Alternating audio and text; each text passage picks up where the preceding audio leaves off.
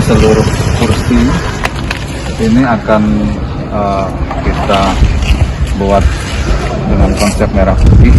Kemudian barikade di depan itu sepanjang 1 km, sebagian sudah terpasang.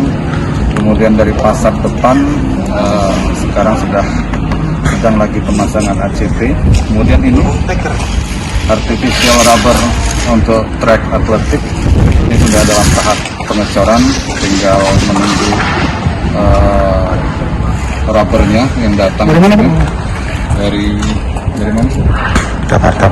Dari China. Kemudian ruang ganti atlet termasuk locker, bench pemain, ya kursinya tadi sudah dilihat.